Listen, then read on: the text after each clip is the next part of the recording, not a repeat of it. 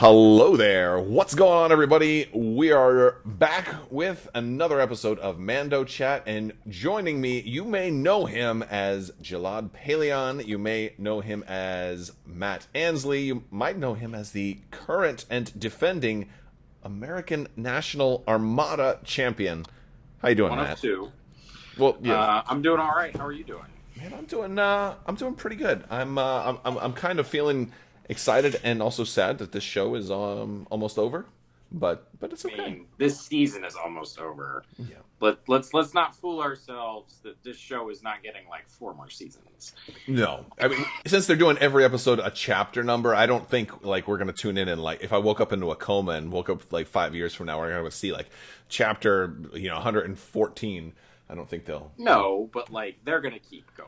Oh, yeah. This is the most successful Star Wars property that's not a film ever, I think. Oh no, yeah, it's So, doing great. and the only proof you need of that is you look at the slate they announced. What was it last week? Oh my goodness, There it was was- nuts. It's all because of They this guy. announced, like 8 shows. Yeah.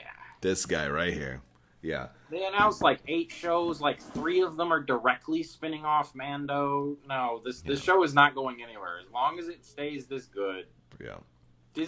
Disney is not going to kill a golden goose. Okay. Well, I want to also do a thank you to Bleed Green Productions for the we hadn't even gone live yet, and I had a super chat from Bleed Green, so thank you for that.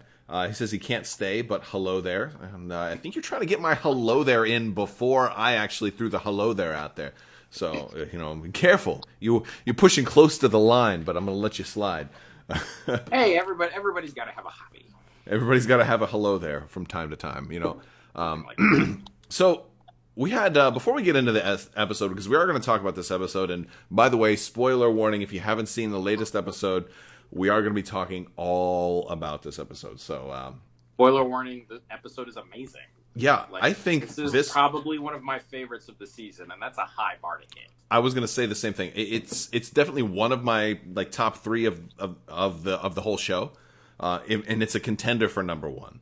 It's definitely a contender because there's things about it that really achieve things I'd never expected to see before. So We did a really good job. yes, All right. but it's been but before we jump into this episode, you are known very well throughout the Armada community. For people who aren't familiar with you, tell us a little bit about your Armada exploits.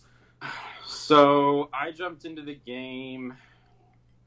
I will never forget. I'm going to start with when I noticed the game. Mm-hmm. I was walking home from my first semester of my first college internship. I was working for GTRI, the Georgia Tech Research Institute in Atlanta. Mm-hmm. It was a June day. I was walking to MARTA, Atlanta's metro system, so I could take the train home. And I'm scrolling through Facebook, and I see the ad. I saw the ad for the core set. And I'm just like, hang on. Star Wars. Ships. Let's back up a second. I open the ad and I jump on FFG's website and I read through a couple of the articles, and coincidentally I made a little mental note. It's like, okay, let's keep an eye on this. And then a week later or thereabouts was the announcement of Wave 2. Like, Wave 2 is coming. It was the ISD. It was the MC-80. Yeah. Like, all right, nope. I'm sold. We're in. Say no Yep. more. Got the core set with a friend of mine.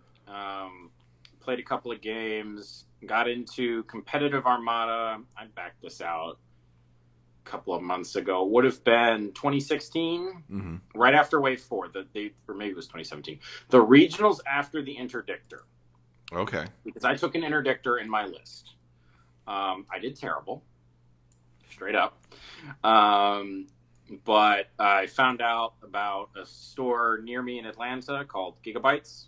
If you're in Atlanta, if you're a gamer, highly recommend it. Great community, great staff. They do their best, even with screw-ups, like I know you've got going on, Tim. I did know they completely took care of it. It's 100%. We're fixed now. Exactly. Yeah. But they had a little group of guys that were doing weekly Armada nights, so I started going up there for that.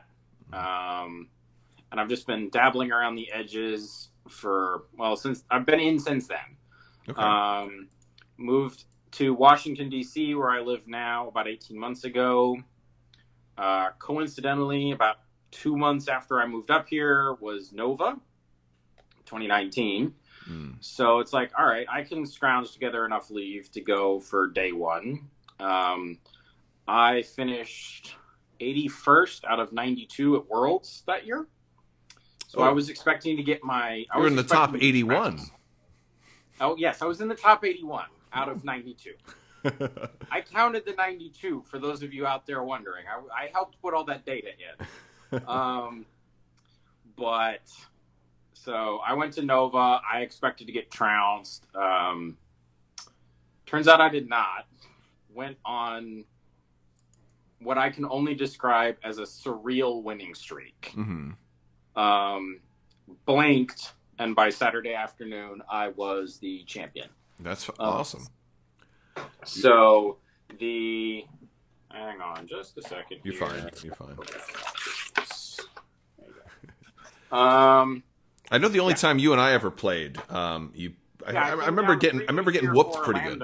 You and I, like I say, I didn't do great there either, but I also put together the list in the hotel lobby. I do that every big tournament I've ever gone to. I end up putting a list together like the night before. I'm like, all right, this is what I'm going to play. I did. That's what I did for Nova. Is going into Nova. So for those of you who aren't in the Armada community, there was a big hubbub going into the tournament because there were two big releases. There was Rebellion in the Rim, a campaign pack, and there was the Super Star Destroyer. Nova was the first big tournament that the Super was going to be legal for. And everyone was wondering, is Ritter going to be available too? Because I had a bunch of new objectives and all that sort of stuff. Ritter was not available, but the Super was. Oh, yeah. Because that one came out at, I guess, SDCC, San Diego Comic-Con before. It came out like the week of Gen Con, so people were playing it in casual games at Gen Con, but it wasn't legal for the tournament. Yeah. So I had a couple of friends. I made a couple of friends in the Armada community up here in DC. Great guys as well. If you come up here, come play us. We're always friendly. After the pandemic, it'll be easier, but maybe not this week. Yeah, maybe not like in the next couple of months, but like end of 2021, I'm sure we're gonna have some big bash. I think we may see Gen Con next year. That's if things go well, there's a possibility. I don't want to have hope. Gen Con's the earliest I can see. Yeah. There's a decent chance. There's a bunch of what ifs that can derail. They've already canceled Adepticon, so like. Yeah, Adepticon makes sense. I mean, what? It's unfortunate, but it's been getting pushed to the right so consistently. It would be practically irresponsible to try to start selling tickets now. Oh, absolutely. And Adepticon does its best. It's a great convention. I've been there twice. Highly recommend it. I've never been. I definitely want to go next time they have one. Next time they have one. I mean, I feel like 2022's got a good shot. Whether Gen Con in my mind's a maybe. Nova is a maybe. Although they may have, I don't remember if they've already canceled Nova. They may have already canceled Nova. Just to be preemptive and save money. Yeah. And then hang on a second here. But then for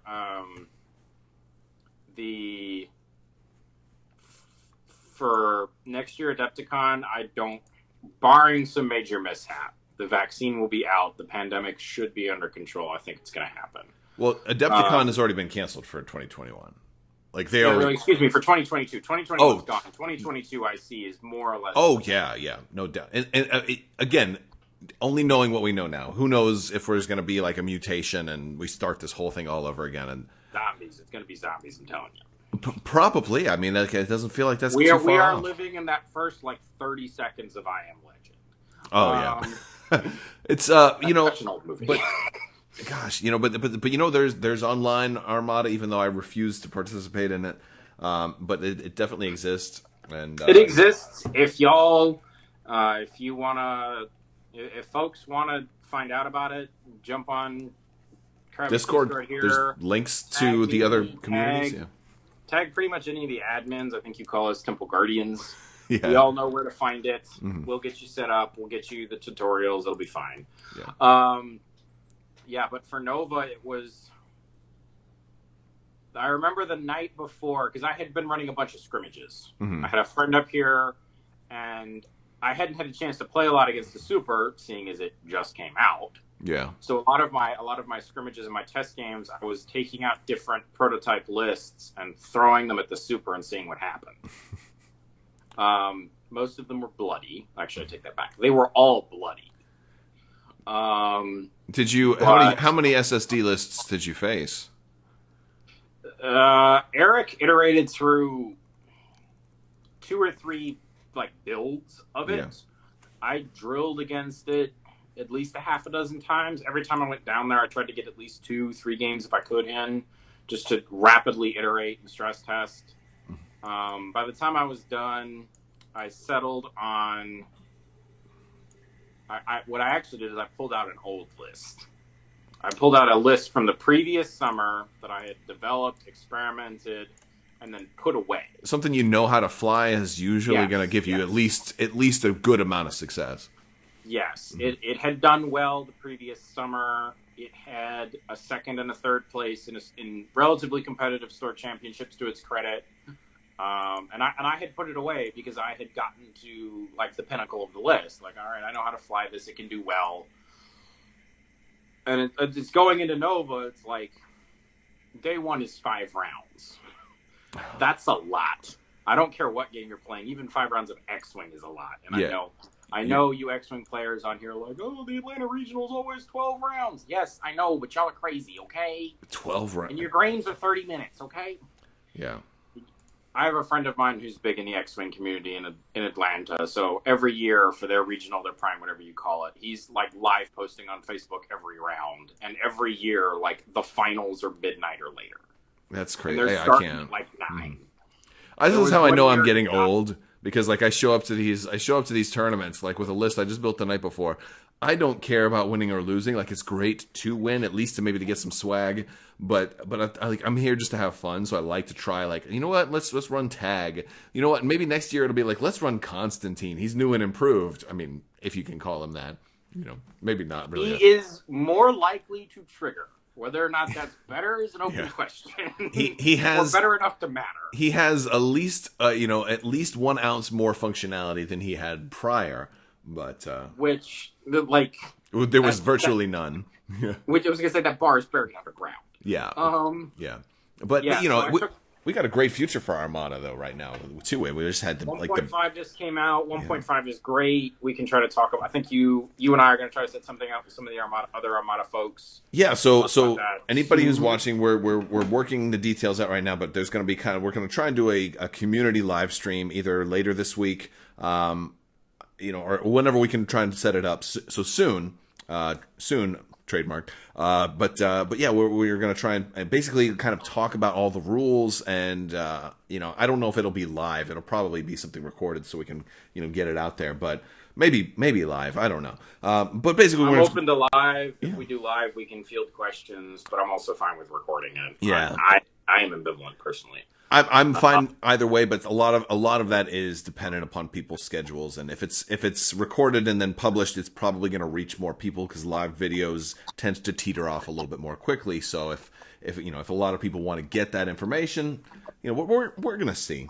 But there's definitely going to be more Armada talk in over the next couple of months. I mean, hopefully we have a new wave officially announced here any day now. I'm shocked it hasn't been announced. It's not even a secret. FFG told us what Wave 10 is back in January. Yeah, and we know what it is. And the release dates were posted. Yes, and we have a leaked release date, and the same source 2 weeks earlier leaked a date that was off by a week.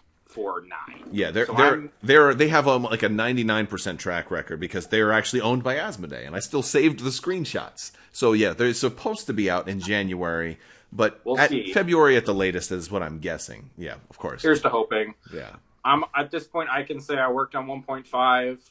I'm not an FFG shill. I'm not going to tell you that, oh my God, everything in 1.5 is a perfect change. No, obviously there are some things that fell through the cracks. Oh. There are some things that I personally disagree with. Yeah. But I saw the process. I can't talk much about it, but I saw it. And I can tell you 1.5 is better for the game. And the people working on it knew what they were doing. It was targeted. And the only goal was to make Armada, already a great game, a better game. And to keep it going further and further into the future. I will say this before we move on to the episode, is that anybody who was kind of worried, because I'll admit X-Wing hurt my soul with 2.0. 2.0 was a thing.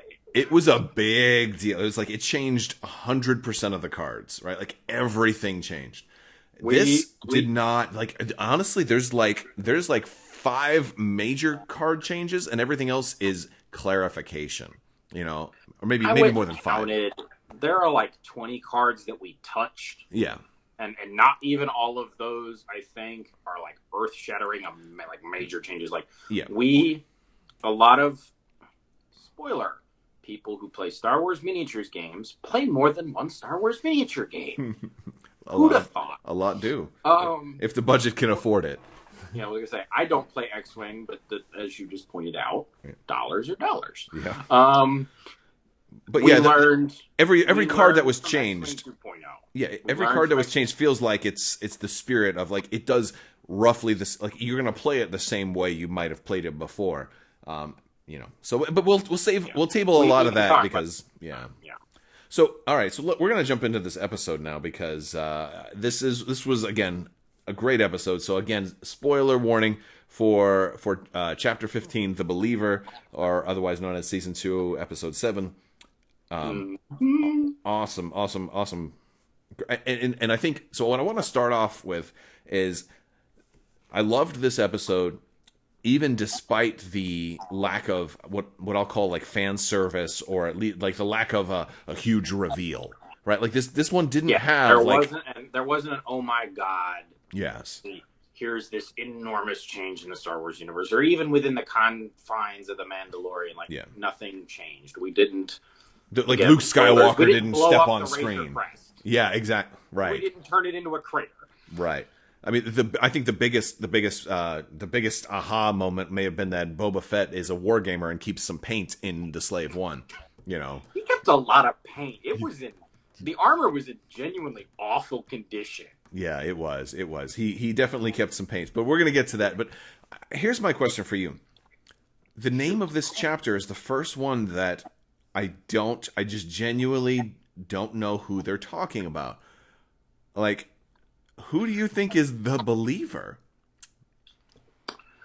I think you can make 2 arguments. Mm-hmm. Argument the first, you can say that it's Din.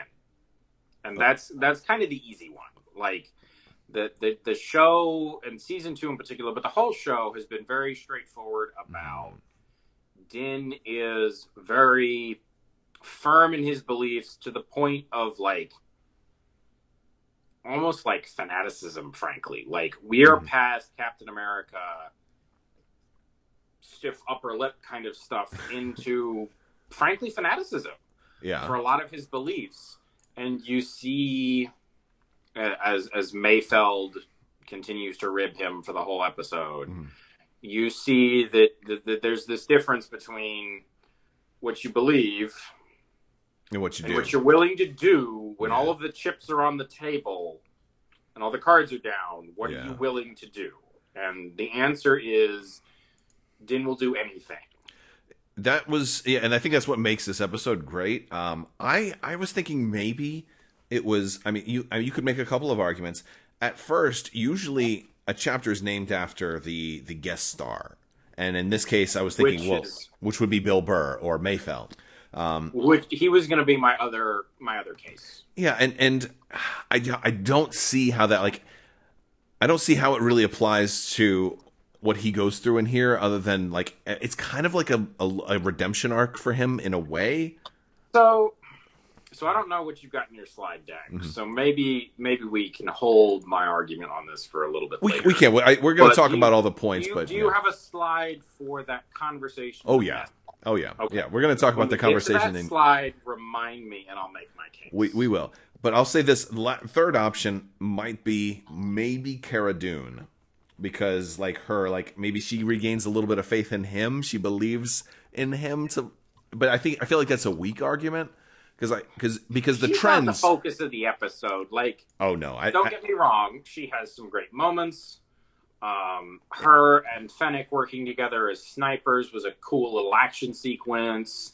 You get to see her humanized a little more with the whole interaction at the end of the episode. Yeah, but she's just support. That's all she is here. And she is barely better than a way for the plot to get Migs into Slave One. Yeah, no, absolutely. That's not a disservice to her. But she had a smaller role in this episode, and so I think they're talking about Mayfield, but I feel like they could have gone with a better name for the title. But I think they're talking about Mayfield. Yeah, it's just nitpicking. You know, again, I love the episode, so I love to nitpick. That's what we do.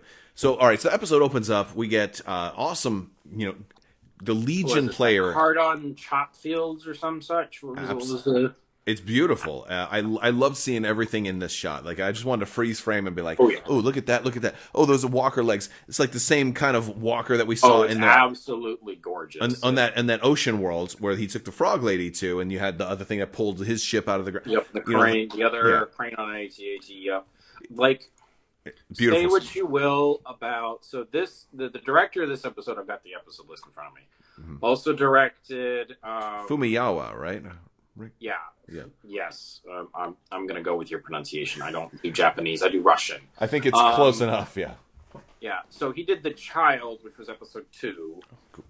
And he did chapter 6, The Prisoner, which is has where Bill Burr has Mayfield in it. The loop back is Burr was in that episode, and right. He's one of the only survivors of that episode, and now he's back. Yeah. But all 3 of these episodes, gorgeous visuals, beautiful, wide open shots. Oh, definitely. Very atmospheric, and a very good job of you don't feel like they're a set.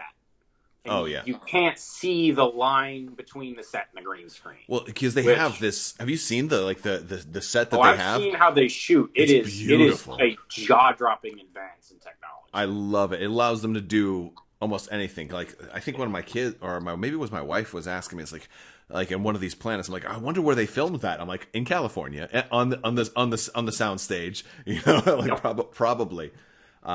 But yeah, so another interesting thing is amazing, and you don't need to look very hard to see all of these interesting places that Disney is merging. They're doing that whole Imagineering thing where they're merging technology with performance art. Like, pretty soon this will be a ride. Like, you're gonna walk in and it's just gonna be absolutely. All around you. Already working on it. It's the holodecks, man. It's Star Trek. This is where Star Trek and Star Wars combine. Like, straight up. Like, give them a century, they'll figure it out. There's enough money on the line. We're almost there. Yeah. I mean, VR now. I mean, forget about it.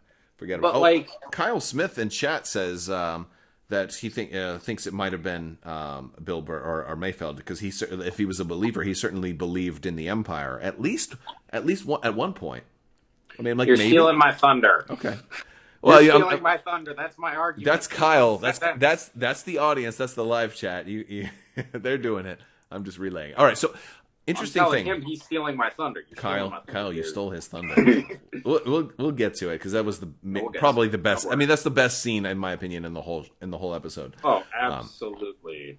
All right, very closely followed by the sniper shot, but absolutely. The sniper scene was good. We have this cool scene of Mayfield here, and he is he's doing something pretty cool where he's he's working, but somebody pointed out to me that, all the writing, the attention to detail has been pretty impressive in this show, but the numbers are like Arabic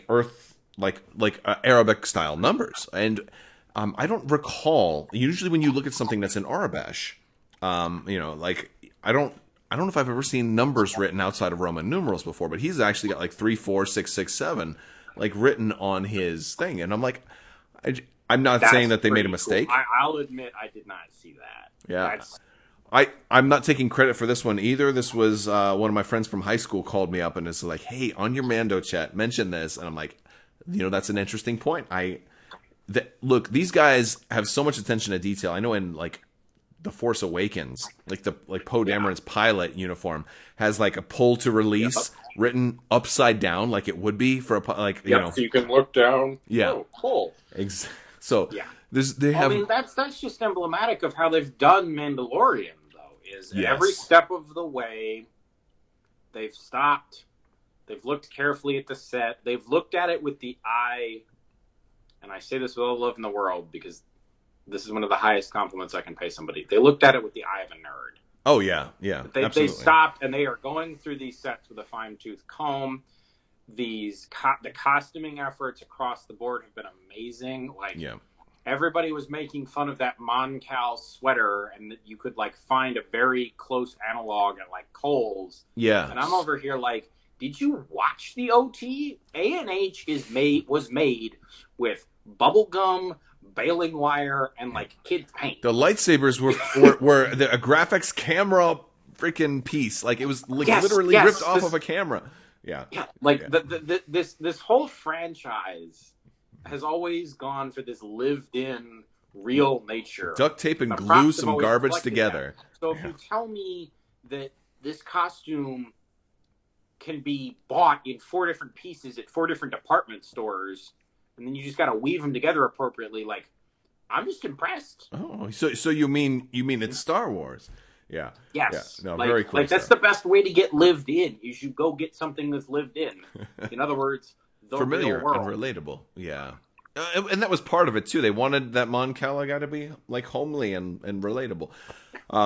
Moving forward, we get in your auto shop. Yeah, absolutely. We get one of the same droids that we saw on the last episode too. Like, I love these droids. I hope they show up in Star Wars Legion when the time comes for that. And big menacing droids. Yes, and they were pretty. These things are like 8 feet tall. They were threatening, and I mean they felt they have the same kind of intimidating presence. Like, they're not unkillable, but they're pretty significant. I was looking around for the other folks from that episode that were arrested with him to see if any of them would have been like working and picking up rocks and stuff, but no, I think they split them all up. I mean, I would definitely break them apart, but that's me. Yeah, no, I mean, and that was. I was looking though. I was hoping we'd see, like the Deveronian, especially, and Blurg, I think his name was, in the background. Big old Clancy Brown. Cockpit. Yeah, just like throwing something there. Dude, I want to go back and watch that whole episode again, because episodes like this are good standalone episodes, and this is just part of all of that. So he wants to know where he's getting to go, and this thing threatens him, and he's like, all right, fine, I'm going. And then you're the one that's 8 feet tall with the taser baton. Yes, sir. Yes. And then we see, we get the reveal that Boba comes out with freshly repainted armor, and he looks so badass walking out. I loved it. Okay, I'm gonna make a confession here. Okay. Prior to these like last couple of weeks, I was aware of the Boba Fett fandom, because you can't be a Star Wars fan and not be aware of them. Like, let's be real. Mm-hmm. He's got a huge following. No. And I was aware of his exploits in canon. And to be entirely honest with you, it's always kind of bland to me. I didn't care. No, I think there's a lot of fans that would agree with you. Story, still Legends that it all more or less is, was more interesting to me. These last couple of episodes, okay, I'm sold on Bubba. Yep. Yeah. No, I agree with you. I love what we got out of this episode with him. Plus, he has got the same rifle that he had before too, or at least the same model, because it's polished up and cleaned up. Like, he put some, but it's still got that sawed-off barrel. It's the same scope, and Yep. you get the idea that like this is Boba getting back to work. Exactly. He's been waiting. And of course the jokes were that he is, he's got miniatures, he plays Warhammer or Legion or whatever, and he's got the paints in the slave one. Hey, you know what? Maybe he does. Look, are you going to go bully this guy in the parking lot of your local game store for playing Warhammer? And if I don't think so. If you are, because there are some of you out there that will, I want you to do me a favor and have your friend videotape it and then send it to me, because I'm going to think it's hilarious watching him throw you across the parking lot. Or maybe he has a gaffy stick, and then you're really going to be hurting. And then your friend needs to call the ambulance before they send the video. Before you even show up. Like, they need to be on site. But no, he shows up and looks awesome, and so we get a fun exchange of like, oh, I thought you were another guy. And another cool thing is he's still got the dent in his helmet, and he painted in it. So like when the light hits it just right, you can see the dent is still there, but just painted in. I love that touch. I thought that was a cool little touch. And then you watch Mando walk down, and Mayfield goes, "Oh, yeah, you're gonna kill me now." But they take him on board the ship. I love this scene of them on the ship, because you get the gyroscopic cockpit era actually move, and it's in the background, right? Like, even if you hadn't ever like seen episodes of this before, it's just stuff and like you this. You didn't understand the whole like backwards. how the hell does Slave One work when it flies like this and it lands like this? Yes. And it's just like, no, here's how. Yeah. This was always obvious if you have an engineering degree. Although honestly, I still have a confession that I still have a problem with it, because like it lands this way, right? So in order for it to, like, the gravity, like the natural flow of it would have him facing like the fuselage and not like outward. So I think the actual pilot's seat must also rotate 180. I think it rotates independently. Yeah, I think it has. And then that was the other thing is you look at the scene, and at the end you're looking around the room and you see Fennec and Mando and Biggs and Cara, and it's like, hang on, where's Boba? And then you see them like look up and like call up to the cockpit. Yeah. Oh, thank you. Yeah, I think he's got his own independent. Exactly. I think and I loved that. I just. The attention to detail here is fantastic, but I definitely want to get... Here's my prediction, too. The next Hasbro... Maybe not the next, but one of the next Hasbro HasLab, like, crowdsourcing big ship action figure playsets is going to be the Slave One with a cutaway that has the gyroscopic interior. I have no doubt that some poor engineer somewhere...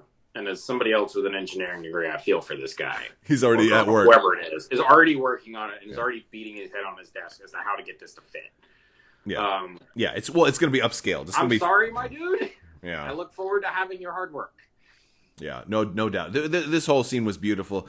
They tell Mayfield. I'm fast forwarding a little bit here because there's just a lot of dialogue and like, hey, we need you to help us locate Moff Gideon. It's like, oh well, I know just the place. Oh, conveniently you do, but in the interests of time. Well, I also thought it was interesting that Mayfield like immediately recognizes Gideon's name. It's not like a Moff who. It's you want Gideon? You're screwed. I think just put me back. I'm not doing this. I can suspend my disbelief a little bit in that it's like he was in that section of the galaxy because Mando was already there, so he was probably close enough to him relatively. And Gideon was a big enough warlord in the Outer Rim to probably have his name. That's where I was going. Okay. Like we've already got some hints that Gideon is ISB or former ISB or something along those lines, and we know later in the episode, admittedly, that Mayfield is also ex-ISB, except like special warfare or something. So it's perfectly reasonable in my mind that they like cross paths at like a professional conference or something. Oh, see, I was thinking that there's a chance, and I might be totally wrong here, is that Gideon might have been an Inquisitor. I mean, that would explain the interest in the Darksaber, being associated with the group. To be fair, we still don't know what he wants with the midichlorians. No, we don't. We have guesses. I'm not sure. We have. I mean, I'm afraid it's going to go straight to Snoke, and I kind of don't want it to.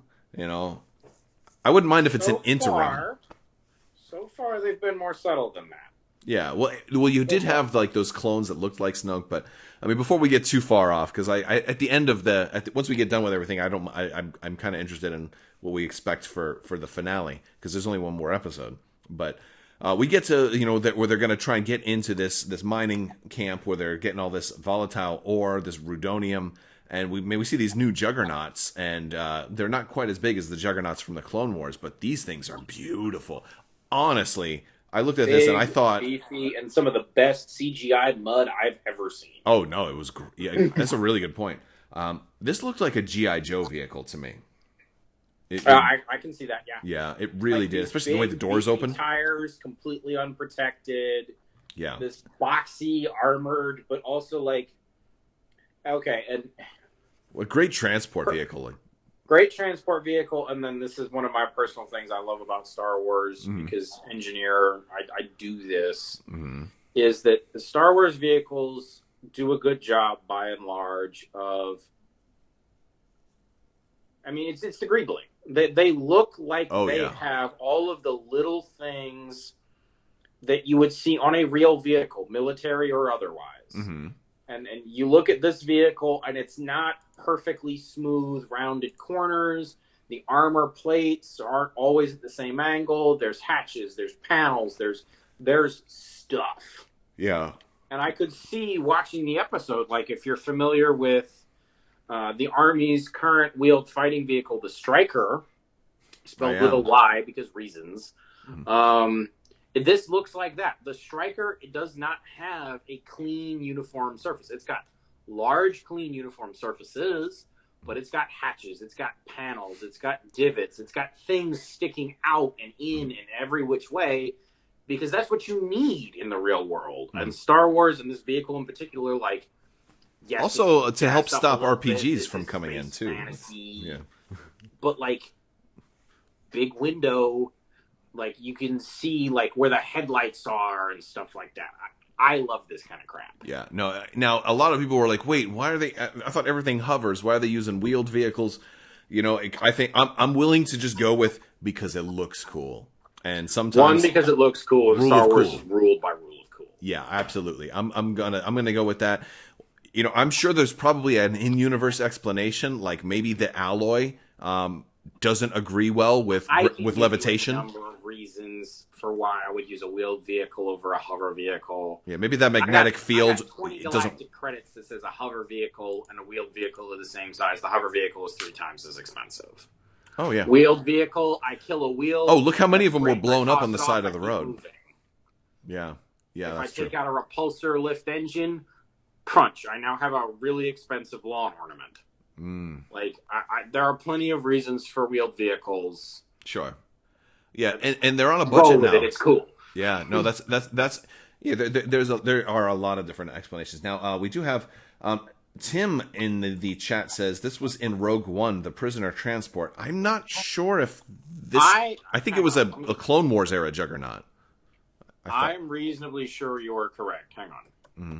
Yeah, we can look while you're looking that up. I'm going to move into. It's still talking about the same vehicle, but we get.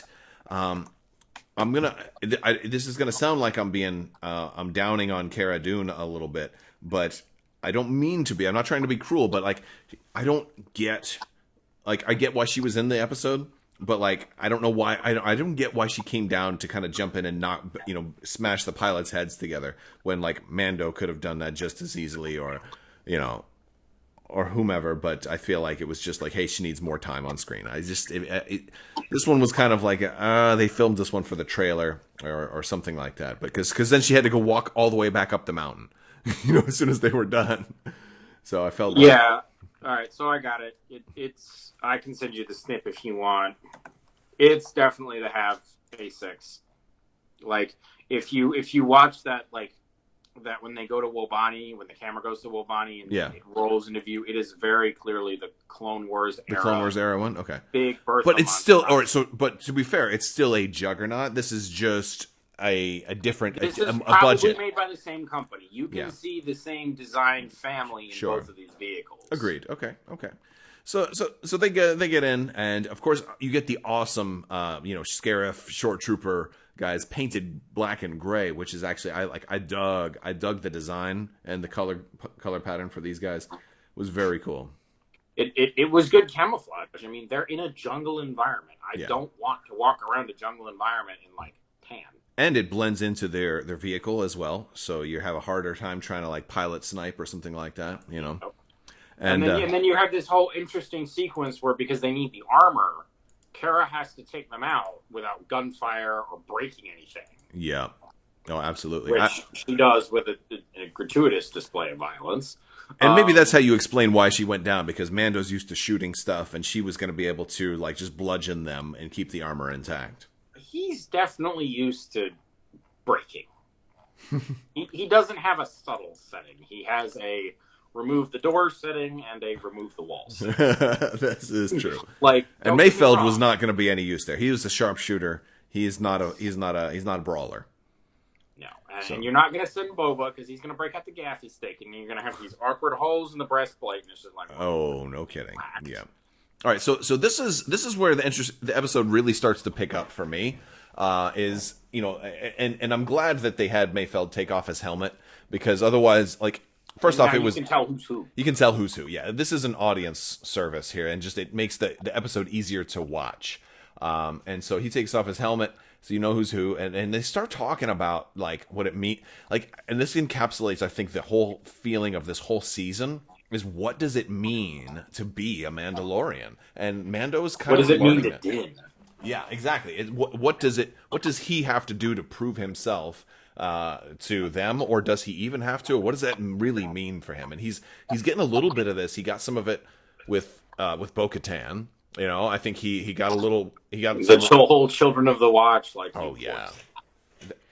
This one does, but this one really like extrapolates on that, you know, and Bill Burr gives him this whole line about like, you know, hey, I'm people from Alderaan, people from Mandalore, all believe different things, but now they're all dead. You know, you guys got to sleep at night, you know, and everybody, he says like everybody's got their principles until a certain line gets crossed, and then you do what you have to do to survive. And it was really good, and I love Chekhov's line for the episode. Like, oh yeah, you've got like, and that's something we can get to with the finale, I think. But like, this show is minimalist to a truly incredible degree, especially for a Star Wars show about like Chekhov's guns, Chekhov's lines, and I'm going to call them like Chekhov's people, Chekhov's butlers, whatever you want to call them. Like, I don't get the reference. Is this a Star Trek reference? No, it's actually a reference to the Russian playwright. Okay. So I'll admit my ignorance his there. rule of writing was, if you put a blunderbuss over the mantelpiece in the opening act, it has to go off by like Act 3. Oh, okay. It's basically don't put in superfluous stuff and simultaneously introduce what you're going to use early, and then remember to use it. Okay. So like this whole line about what are you willing to cross for your beliefs, like it was a major thing in season 1 when Din took his helmet off for a droid. Yeah. And very unwillingly and clearly only because he was about to die. Right. No, absolutely. And since he wasn't a life form, he was able to like. But they've stressed this whole, you know, the whole show, but also this season. And you got teased a little bit when like, and he was drinking some soup, you know, like just like having his bottom lip kind of show. Yeah. So they have been definitely doing this. Brian was talking about Cara Dune. I'm going back a little bit here. Brian says that she knew their weak points and also needs to take care of the Mando armor. Well, yeah, she is always that is a good point. She's down there so she can carry the armor back up to the ship. So oh, that's right. Good point. Yeah, that is that's a good insight. That's why we do it live. You know, that's a good point. I actually forgot about that because they can't like stash it in the truck either because the truck's not their getaway route. Yeah, it's not like his backpack that he can just like his jetpack that he can set down on the ground in another episode. Forget about. Bing, bing, bing. Yeah. Come here. Apparently, he must have done that off screen because I think they forgot to like. Oh wait, he still has this. So they're driving and they're, you know, and one of the things that kind of drives this point home too is like that they see like they're the people of this region or whatever that civilians. There's no other word for them. They are civilians. They don't care. Yeah, and you're just exploiting their natural resources. You're just stealing from these people. And the other thing that I noticed is, and this was like partially retrospect, but you get a different characterization of Mayfield even right here because like it last season he was a dick. There's no other word for it. Yeah. He was not pleasant to be around. He was abrasive. He was rude to everybody. He was there to symbolize Mando's history, who Mando used to be. Because he was very much a part of that type of team. This is the type of people that Mando would run jobs with, and now they humanized him a little bit. That he doesn't. He wants. Yeah, he didn't gun it through the village and rely on the sound of the engine gunning to get people out of the way. Like no, he genuinely. You see him slow down and he drives between the people, and it's. Oh yeah, that's a good point. Yeah. It previews what happens later, provided you're cued to look for it. That he's going to end up like living in this village. I mean, it's just one of those contrasts. This is Star Wars. Whether you like it or not, it's not at all hard to map politics onto Star Wars. That's true for most fantasy and science fiction. There's usually science fiction has always got some kind of mirror for our own society for us to look at ourselves. Yes, absolutely. Yeah. But you get a lot of mileage out of that. This is a short sequence when they're in the village. It's a minute, 2 minutes, but it's this contrast between this big looming armored vehicle. Yeah. And yes, it's smaller than an AT-AT. Yes, it's smaller than a Juggernaut, but like this thing is big. It's still This is very like big. the size of a tractor trailer and wider. Yeah. Yeah. Running over this dirt road through this village, and the contrast between this imposing green armored thing and the two men in it wearing stormtrooper armor and having driven large vehicles in a convoy through Iraq and having gone through villages very much like this, I definitely get it.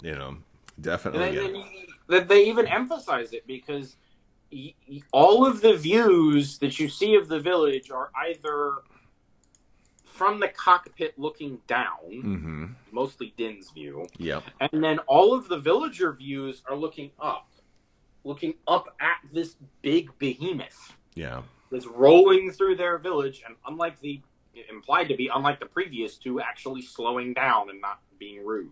Mm-hmm.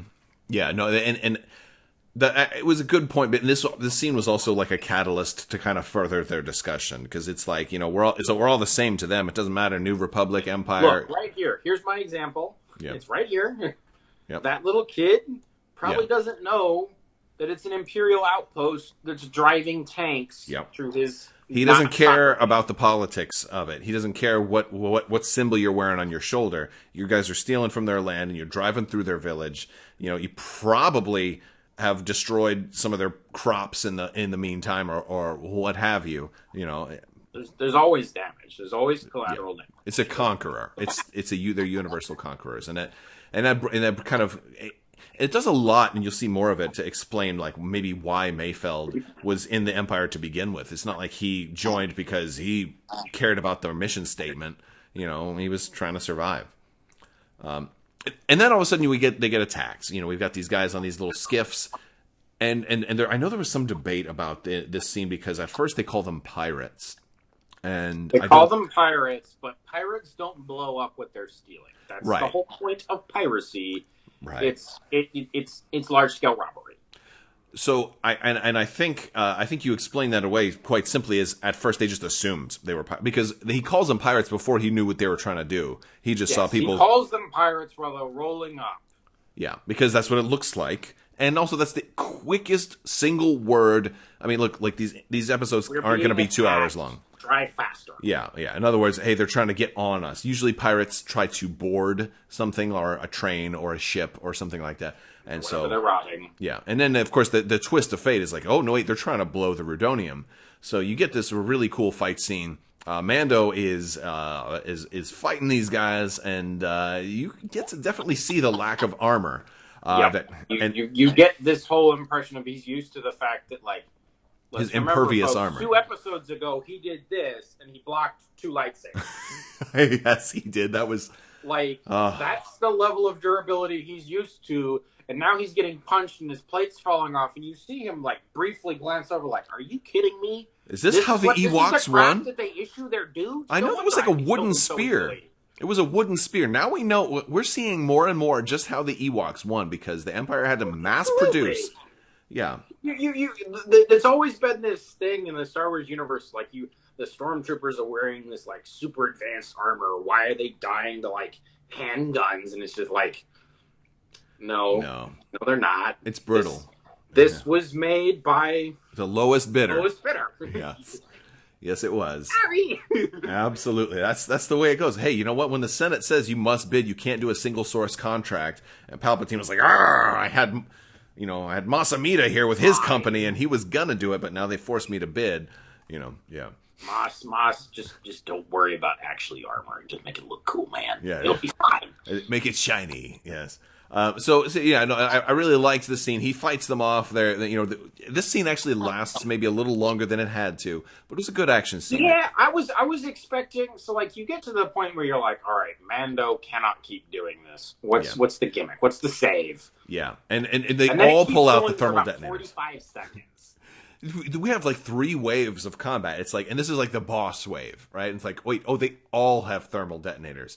This is just, but then you get the unexpected, and that TIE Fighter's to the rescue. Now, this was bizarre, and it was cool, and I was like, I thought there was going to be a Deus Ex Machina or whatever, like there was going to be some kind of savior. They usually always do that, whether it's other Mandalorians showing up, a Jedi showing up, or something. but I didn't ever think that the savior would be the Empire. The Imperials. Well, I forget where I saw it. Somebody said this on Twitter. This whole episode has a very Twilight Zone vibe running. Yeah.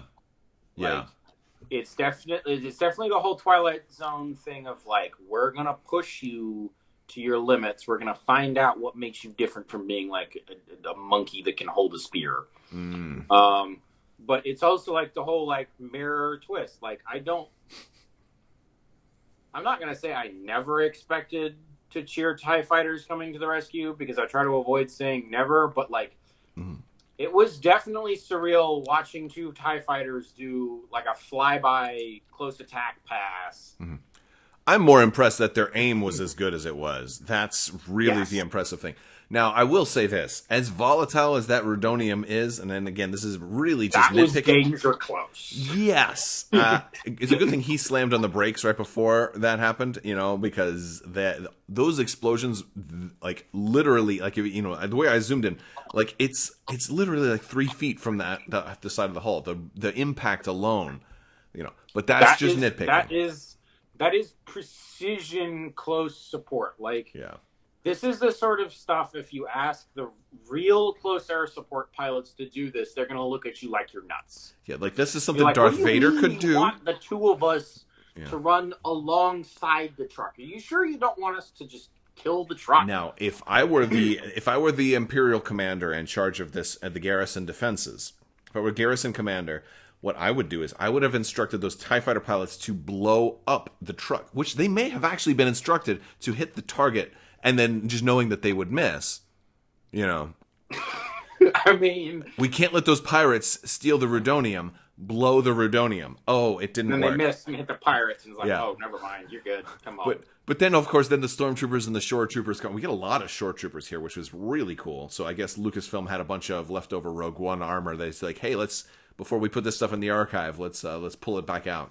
I thought it was cool. I thought it was really entertaining that, like, you can definitely tell that Star Wars main characters wear like blaster bolt deflecting plot armor, because you watch them shoot here, and you watch it carefully, and they don't miss. Literally, no shot misses. They are all perfectly centered chest shots, and it's like, yes, obviously they added this later with CGI, but like it still says a lot that like Imperial Stormtroopers are so precise. Yeah, they were precise. Nobody missed. Yes, absolutely. It's very funny, but to be fair, they actually are pretty precise. Somebody went through like A New Hope and like analyzed the number of shots that hit altogether, and like came up with this really cool. There's a YouTube video on it, and it's brilliant because he puts a different take on it, especially like the Death Star shots. Like if you look at the Tantive 4 when they board and they get in there, they're brutally accurate. The Rebels very accurate. Are pushed back very quickly. Yes. Was it E.C. Henry? And Nerf Herder and Eric Ludwig both said it was E.C. Henry. It probably was. E.C. Henry makes very good quality content. That sounds like something he would do. And great ship designs too, by the way. But he also brought up the point that the guys on the Death Star were most likely instructed not to kill, because the whole mission was to allow them to escape and follow them back to the Rebel base. And not hitting a target is at least as hard as hitting a target, depending on what the target's doing. If you're trying to hit close, So the Stormtroopers did a pretty good job in at least in A New Hope. Now, granted, the guys on Endor, they may not have been. I mean, the other thing that I bring up when somebody brings that up is like, oh, Star Wars is so unrealistic. It's like, dude, have you ever shot a rifle? Go shoot a rifle, and don't go get like a 22. Go and try and do it while you're running. Go get a 7.62. Mm-hmm. Go shooting, even semi-auto. Okay, and when you can hit a target at 100 yards, now go make that target move. Yep. Now hit it. And it's hard enough. Like, honestly, it's hard enough even if you're prone and supported. It's not easy to make those shots. Absolutely hard. Like, this is why we invented shotguns. And all of these guys are shooting from the hip. Like, they're standing shooting, which is not a supported position. It's a lot more difficult. And like when I was in the Army, they didn't even train us to shoot standing. It was always kneeling get or cover, get something holding your weapon, or in a foxhole. Yeah. So on the ground or in a foxhole, but you were always supported. And even then, you like 60% accuracy is passing is good. Like 75 is shooting is hard. Yeah. Like you want to tell me that the Stormtroopers, like A New Hope, they're missing is like they're not missing a lot. These rebels are dropping like flies. Yeah, no, these are crack troops doing one of the hardest things to do, which is an opposed forced entry into a tight space. Oh yeah, no, it really is. Crack troopers. So you guys are watching this at home. Definitely check out E.C. Henry's video about Stormtrooper accuracy. I don't have a link to it right now because it just came up in mid conversation, but I'm sure if you Google it, you will find it. It's great work that he's done, and he has great perspective on it. But another thing I want to point out about this scene, and it's something I've talked about for every episode so far, because a show is not just about the actors, the costumes, and the director, but the sound is a really, really important part of any show, but especially The Mandalorian. The music, I mean, the sound effects are amazing throughout the whole show. Like, they're really, really top-notch. They do it. They're good at it. They're very... There's a reason everybody hires them. Oh, yeah, definitely. But the music that's playing during this whole scene is this triumphant, like the heroes coming home music, and it really paints, it really fills in...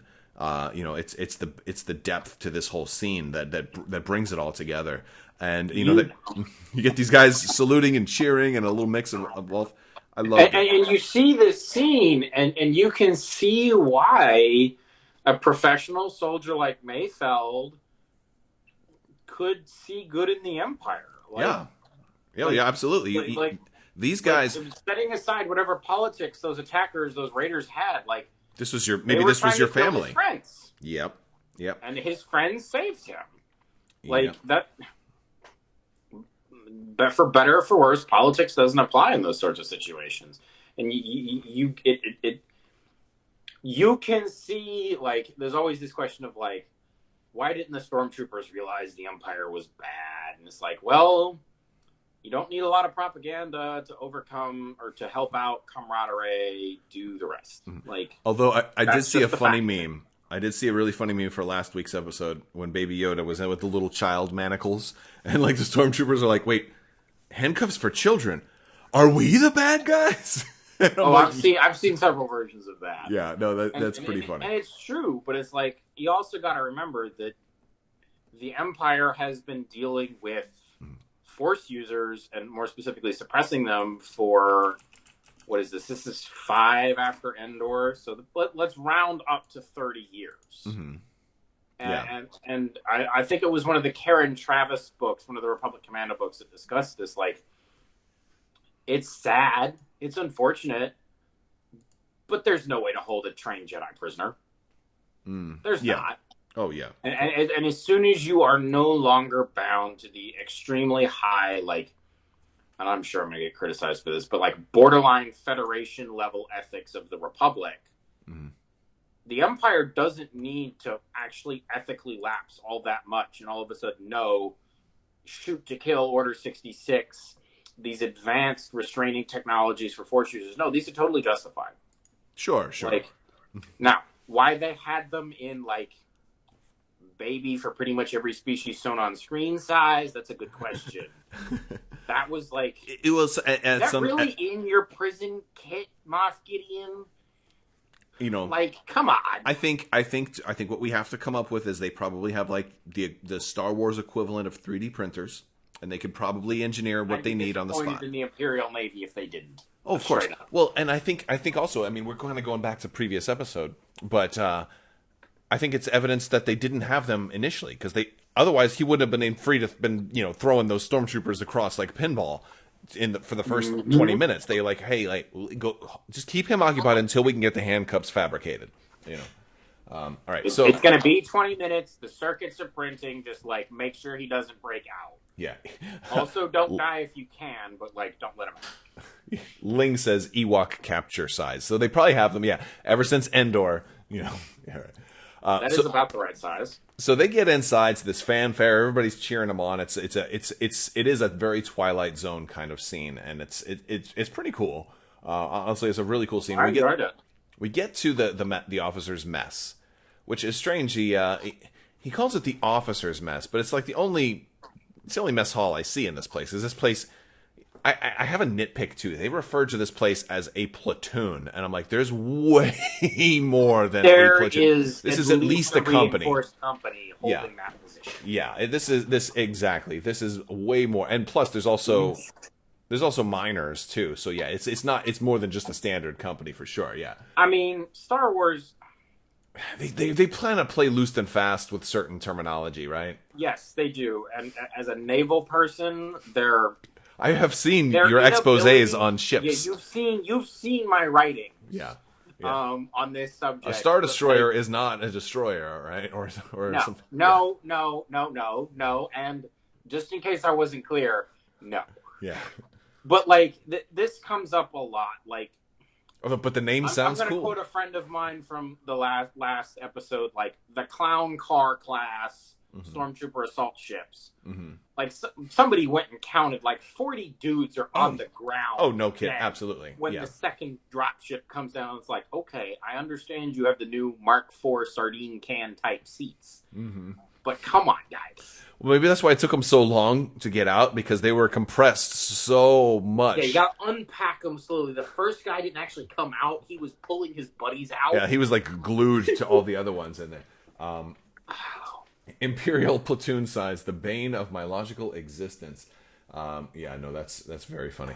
But yeah, so like this is one of those things that kind of bugged me. But again, I just let it go because I don't want to. As much as I love to nitpick, I have to save the nitpicking for later and enjoy the entertainment. It was bad intel. There's your assumption. It was bad intel from the New Republic.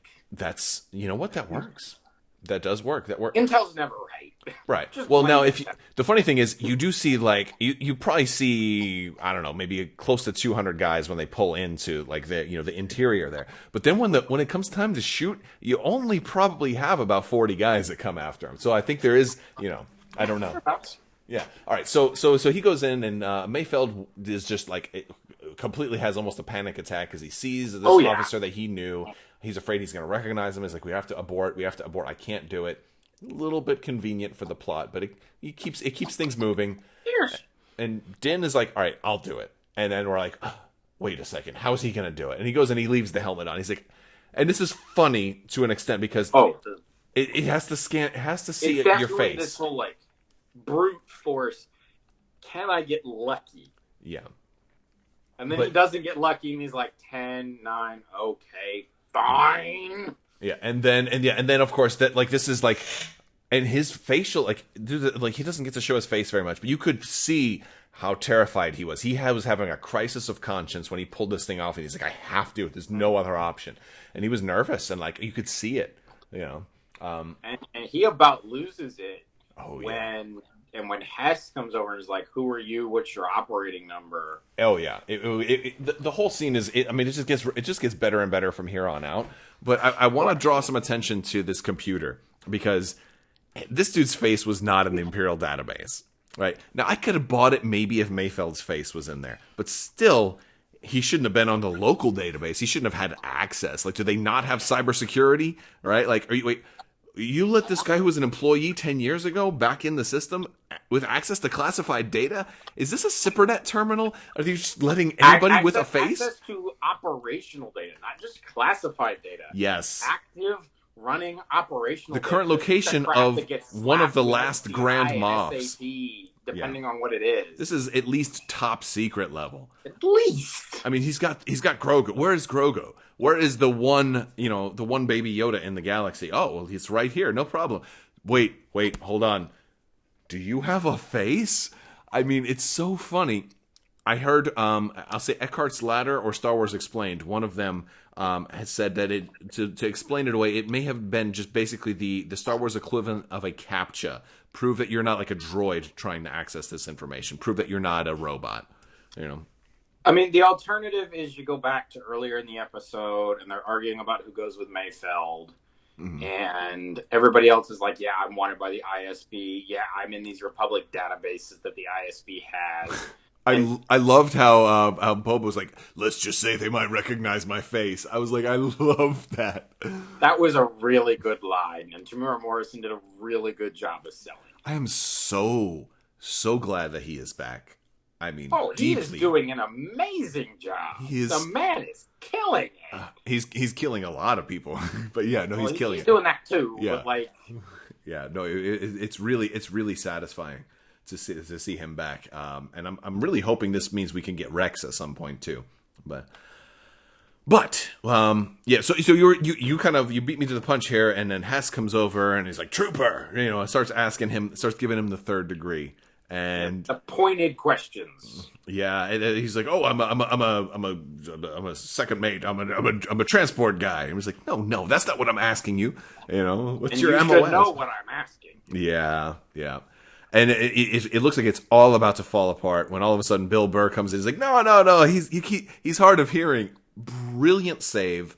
I loved the way It was a brilliant save, and it emphasizes the change that you're seeing. It this whole flip of Mayfeld's character from this irredeemable dick to like somebody I'm genuinely excited to see them inevitably reappear in season 3.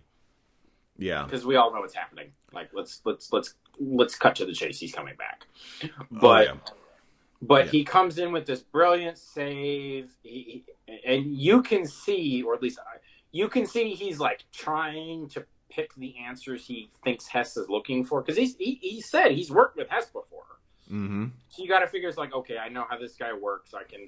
Here's to hoping I diffuse him before he realizes, like, hang on, we just call him Brown Eyes. I love that. As a matter of fact, I think I hope somebody refers to Mando as Brown Eyes, at least, if not, in the next episode, at least once in season 3.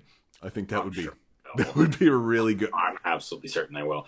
But you end up with this, like, if anybody's seen, and I'm sure a lot of the adults watching the stream have seen it, but probably not the kids, and for good reason. Inglourious Bastards. I have seen that. Oh, yeah. This whole mess hall sequence yes. is the Inglourious Bastards underground bar sequence. Yeah. Did you start with your thumb or your index finger? Yeah. And and this goes back to, I'm going to go ahead and skip to my argument about why I think Mayfeld's the believer. Yeah. Because he asks him to sit down for a drink, and then we get like the apex scene of the entire episode, and this is the best time to discuss it, because this scene had me on the edge of my seat. It was brilliant.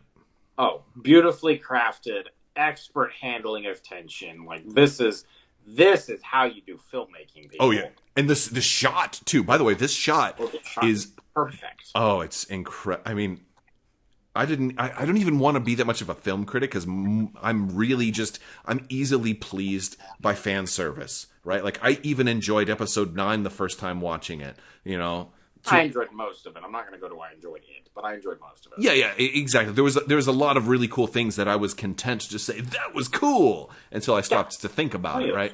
Yeah. And it was, of those too.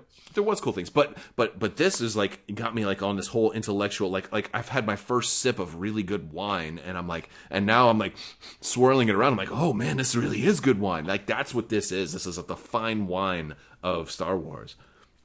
And you get this whole sequence of like, maybe this is me projecting a little. Yeah, go ahead. Who knows? I mean, all criticism ends up being this at a certain level. Mm-hmm. But because Mayfeld brings up, like, what should we toast to? I don't want to toast to the Empire, to health, or whatever. It's like, okay, fine, be rude. I can think of several Russian. Oh, and he asked Mando where he's from too, and yes, he asked Mando where he's from to diffuse. And Mayfeld reaches for what he had to have known was a controversial subject. Yeah, and he pulls it out specifically to turn the conversation the other direction, and it's Operation Cinder. That's the equivalent of today being like, let's talk about the Electoral College vote of 2020. It's like, it's the equivalent of asking about the Iraq War in like 2008. Yeah. And it's or asking about. All right, I'm going to stop comparing because it's just going to get down. But but he brings it up and and they have this whole back and forth, and you can see on Mayfeld's face, like, it's almost wishful. He's asking Hess to justify Operation Cinder. It was bait. He's asking him. It was definitely bait. I saw stuff. Mm-hmm. I can't sleep at night. You told me to do it. Mm-hmm. Tell me why it was worth it? Oh, yeah. That's the question that Mayfield's actually asking Hess. And you can see that at one point in time, Mayfield's character may not have liked the Empire, but he respected it. He appreciated what it did do for the citizens of the galaxy. It brought order. It brought safety. Yeah. It may not have done those things nicely, but it did it. Mm-hmm. And then you've got Operation Cinder. And it's like, what if Palpatine was such a sore loser? He's going to burn down the galaxy because he can't have it. Yeah, there's certain analogies you can make to today.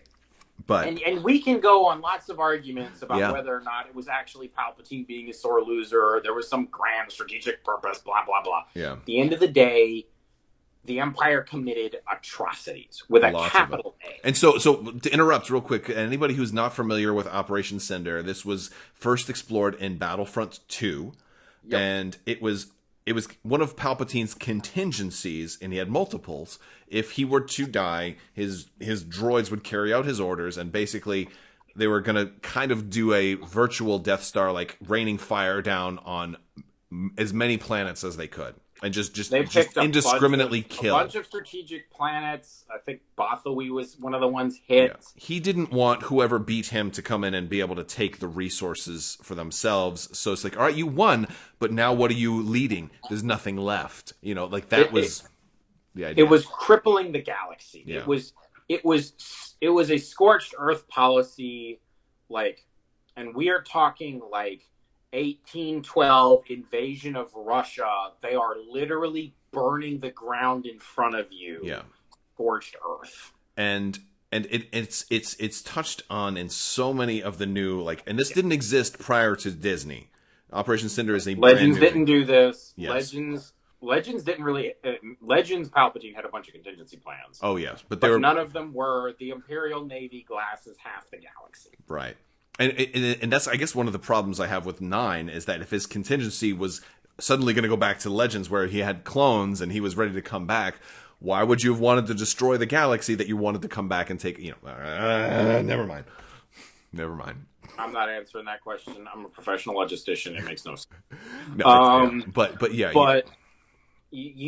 Hess, that was Hess's crisis of faith. He believed that the Empire was doing enough good to justify it.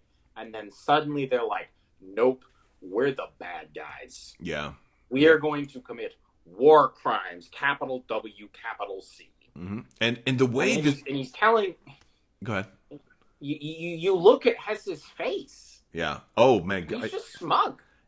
Honestly, I wish I didn't want to get too many screen grabs of this particular scene, but like, goodness, there's so many of them, and he's very smug, and he is... Like, I've known people like him. I still know people like this guy. And like, there's somebody I know you just... a couple of them. I'm not proud of it. Yeah. There are people that you, like, literally, like, want to just lean over and punch. And this guy invoked that. A lot of credit. And I know this guy's acted in a lot of things. I don't know his name off the top of my head. But I can see if I can find it real quick, but I don't know it either. Yeah. But credit to this guy. Did a brilliant job selling it. Oh, my goodness. Fan-freaking-tastic. You know, it's a little bit of that, like, almost a little bit of Matthew McConaughey in there, like, about, like, I'm so cool. Like, look, I'm in charge. I'm your superior officer. You have to do what I say. And I don't fucking care. I mean, pardon my language. But, you know, like it was just that, this whole egomaniac, like, and we're going to outlast him. And he talks about this Rudonium. We're going to cause so much destruction with what you guys brought in. Operation Cinder look like a matchbox. Exactly. Which is a catalyst for pushing Mayfield over the edge. And, yeah. And so I'm going to go to the community here to, let's see here. Do Mando's life story after pickup? Wait, what? With his training, upbringing, and experiences, like some flashbacks to his future. I don't know if I understand that comment. So I'm gonna scroll some more. I should probably read not out loud because then it probably becomes confusing. Well, there's a lot of stuff. Are we the baddies? Yes. He killed Bruce Wayne's parents in Batman Begins. Oh yeah. That is probably where I'm at. He makes for a very convincing bad guy. He's got that face. Oh, that is him. Yes, that is. Mm-hmm. Joe Chill. Yeah. So, but this kind of pushes Mayfield to just pulling his blaster and shooting this guy, center mass right in the chest. It's a great shot. Oh yeah, and it was so powerful because I think everybody watching wanted to do the same thing and didn't think there was a chance in hell he would actually do that. Not when they're in the belly of the beast, but he couldn't. He was.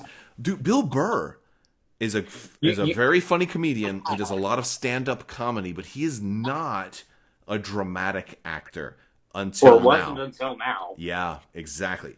Dude, should get some kind of Emmy or something for his performance in this episode because he did so great. And you can see in his eyes the moment where he's like, that's the belief they're referring to, that belief in the Empire that and you can see you. Yeah. Oh, so are you saying that the believer is the old Bill Burr? Like he was a believer and now that faith has been shattered and he shoots this guy? I have seen people go from believing in something to having that belief shattered and just turning into these angry, vengeful maniacs that are just destructive to everything around them. Mm-hmm. And that's how you get the Migs Mayfield of season 1. Mm-hmm. Where they're in a dark place and they're just lashing out and they're screwing around. Yes. Okay. And then you get to season 2 where they've stopped and they've thought about what they've done, and they're coming back to the person that they hold responsible, and it's usually themselves. But and it's like, tell me it was worth it. Mm-hmm. And Hess is like, absolutely not. Yeah. You committed a war crime. I'm gonna go commit more. Have a nice day. Yeah. And Mix is like, all right. Well, there's that decision solved. Yeah, no, it was, and this guy was just a pure sadist about the whole thing too. He really deserved it. And then you get the poor. I felt a little bad for the shore trooper that was just standing there holding his tray. I was just like, did that just happen? Guys, I just wanted my lunch. I haven't eaten since I got. Guys, I shot one of those dudes with a thermal detonator to help get you in here. Oh no, I guess I have to die now too. Then we have a shootout. They escape out the window. And this is where we get our snipers that are covering them, really good fire team they had here. Great sniper work, better than I could do, even in video games. Oh, absolutely. Those are some long range shots.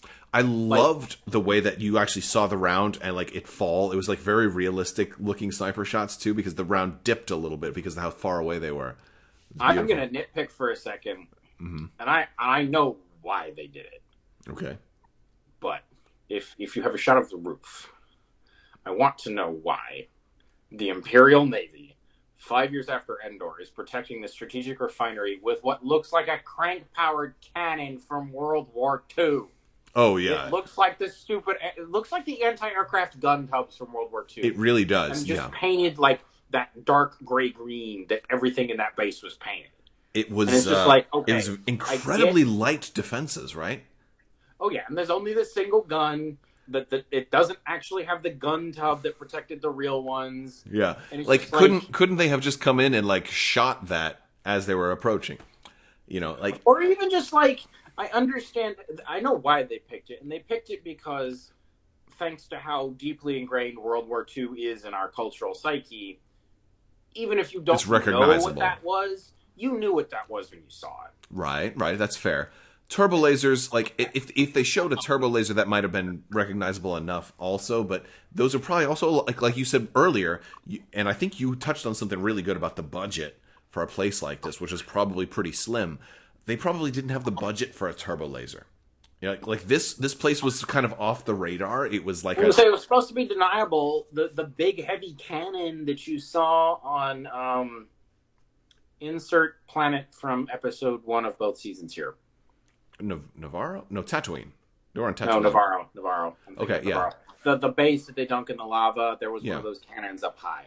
But, everybody knew that base was there. That base wasn't a secret. Yeah, this base was secret. It was off the books and presumably had a pretty low allocation of budget. You don't need a lot of budget for trucks and dudes to drive trucks. Right. And also, it looks like the only resistance they had, those pirates, we're going to go back, or we don't need to go back that much, but the pirates that they had were also pretty low tech. They didn't appear to have any. They didn't even have blasters. They had spears. I'm not even sure I saw a bow and arrow. Yeah, yeah, but they did have thermal detonators. But the thing is, like, they had hovercraft. They didn't have, they didn't have aircraft, so they probably didn't need as much. So, yeah, we can explain it away, but it also served the episode and the scene very well. Yeah, you get to see Kara and Fennec being the elite soldiers they are. Like we heard it was a big thing last season. Like Kara is an ex-Stormtrooper. She is the New Republic equivalent of a commando. Mm-hmm.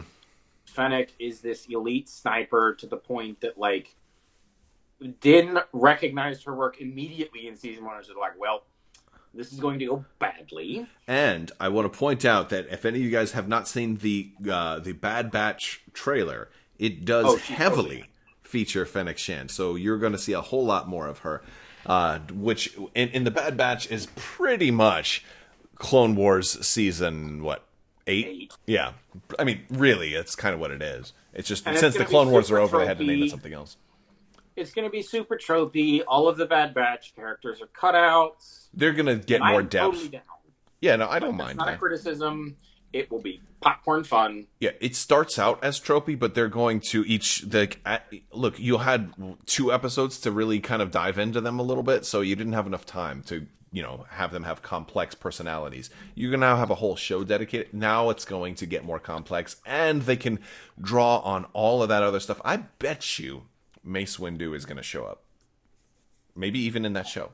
I don't know if I'm going to go that far, but I'm willing to bet. I got $20 that says it's the spiritual successor to the Republic Commando novels. Oh, because one of the big things for the Republic Commando novels is it's this build up to Order 66 that the clones are wrestling with, like, what is our purpose in the galaxy? What happens when the war is over?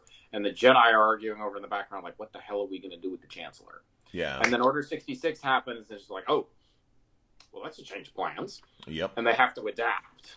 I mean, they've already been, like, the Bad Batch sizzle reel has the announcement of a new order in it. Exactly. So it starts on Empire Day, basically. Yes. Yeah. So yes, it absolutely does. I'm really interested to see that. I enjoy the Clone Wars. I enjoy Star Wars Rebels, and I love all of the animation. So I love that they're doing animation and live action and movies, and we're getting the best of all 3. Hopefully, we'll get more video games too. And I just want all of it. I personally consider a Clone Wars Squadrons to be the next best thing to Inevitable.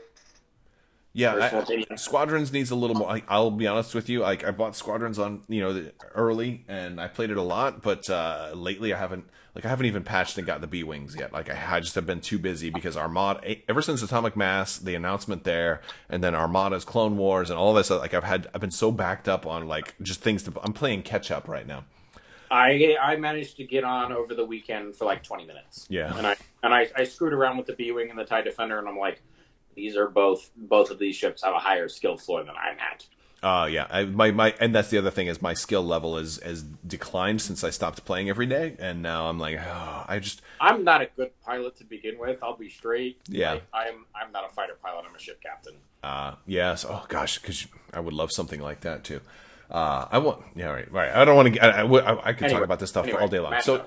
Yeah, so they take out the guys that are coming out the windows. They take out a lot of the guys on the roof. A lot of great sniper shots, and then we get Boba finally gets clearance to come and fly in. And I love some of the shots we got here of them kind of jumping off the roof to the slave one. Just really, really good. And it's such a quick scene, but it's beautiful. Having so much fun. They're showing up. This whole show, and this episode is no exception, is just giving the hardcore fans everything they've always wanted. This is the sort of stuff that the Boba Fett fans have been claiming they have for years, and now I'm like, yep, you have it now. Mm-hmm. Yeah. Mm-hmm. No, because then where they go from here is it's like, well, what if? Well, yeah, first you get this sniper shot. Yeah, and I love that I guess they just conveniently left the latch open, or maybe that was the one that was parked next to him. Maybe they were getting ready to extract the stuff. But the fact that and this is kind of like what you talked about before, having the blunderbuss hanging up, showing the where the rudonium is in the transport. So they open it. Oh, it's this big orange spot that's very volatile. Now we get payoff for that, and that's one thing they do in all of these episodes. There's almost nothing that is done that isn't paid off very, very quickly. I'd say the only thing that wasn't paid off right away was Boba Fett's first, like, his feat in season 1. You know, they made us wait a little bit for Boba, and he was worth and it. Fennec coming back, but yeah, that was the same episode. I thought Fennec was dead for sure, so that was a big surprise because they showed her dead for like almost a whole day, and now I guess she's got metallic guts, and I don't even know how she poops. So I don't know. We're not going there, but like I went there last week. My logic for Fennec, I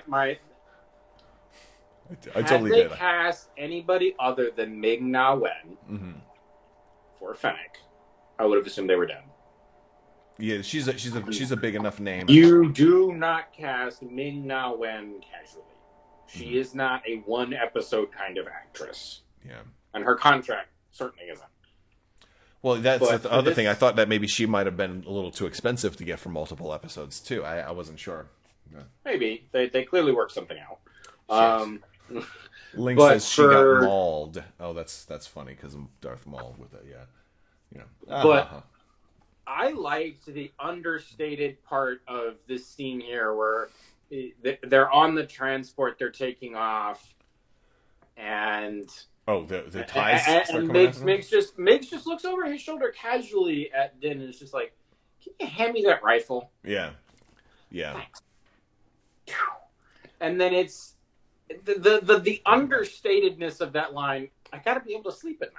Yeah, and he said, now it's physically stated because he and that's kind of the episode kind of summarized in a nutshell. Like he's not like suddenly a white knight, but he's not the villain you thought he was. He's not a monster. He's not gonna let the Imperials casually commit atrocities. And he's not gonna fight the Empire, but it's not the same thing as although he did get out of their way either. He kind of got pushed over that line in this episode, whereas like he's like, you know what, when the time is right, I will fight them if I have to. You know, when push comes to shove, you know, and that's kind of, and we go back to their discussion in the truck when they were driving in. Like everybody's got their rules until everything goes south, and then you have to break your rules. And he was definitely the like, I gotta survive, I gotta stay out of danger. You know, I gotta keep my head low. But then shit got real, and he pulled a gun, and Absolutely. The same thing happened to both him and Din in this episode. But then the TIE fighters show up, and we get this really, really cool scene. This was a cool scene. The seismic charge. charge. The bay doors open, and you're just like, I know where this is going. I saw episode 2. Did you? And we had the sound effects. That was such a beautiful bit of special effects work. Oh my god, that was gorgeous. It was a nod to like, and what I love about this type of stuff. First off, it was a nod to episode 2. All the X-wing players are very familiar with this particular. I mean, like it's literally this. They got the seismic charge perfectly. Like I was able to recognize it right away. But I bet they pulled the old CGI file. I got $20 and says that's the same file. Oh yeah, most definitely. But and the sound effect was actually slightly different because they're in atmosphere, so I can understand it sounding a little different. You know, it didn't have the rocks and but still, it looked beautiful.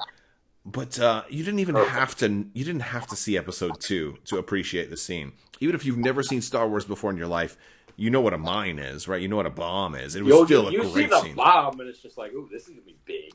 It was beautiful. Crash. And they've done such a good job with like dropping the Easter eggs, but not having it be required reading, you know? This episode did better than most about that, but absolutely. The whole show has done a very good job of overall finding that narrow line between like the hardcore fans and the people that have only seen the movies like once. Right, exactly. And that's one thing. I have a lot of people in my family that I've shared some Disney Plus account with, and they're watching the show, and even people who have never seen Star Wars before are enjoying it. It's a good show. And then we kind of top-notch production quality. They're doing a good job. Oh yeah, it really is. So we get to the end, and the kind of in the typical kind of trope is like, oh, it's a shame Mayfield died in that explosion, and he kind of plays dumb for a little while because I think he thinks he's being set up. I don't think. Oh, he absolutely thought he was being set up. He has no reason to trust either of them. like a day previously, he thought Din was going to kill him on the spot. Yeah, you want me to walk away so you can shoot me in the back and claim I was running, right? But yeah. So they're like, are you letting me go? Because if you are, I will. I just want to hold on. Can you let me turn my phone on? Can you repeat that? Yeah, exactly. But no, so that was nice, and then we get the most awesome ending I can in memory. Oh, it was beautiful. Oh, this felt and you good. you see the panic in Gideon's eyes and how he's hiding it from his subordinates around him because he's like, oh. I don't know if it's panic or if it's equal parts panic and equal parts arousal. Because I think he had a hormonal reaction to this that had a little bit of panic, but he was also excited. I mean, yeah. I've never been threatened by a warrior wearing armor that deflects gunfire, so I can't speak to that part.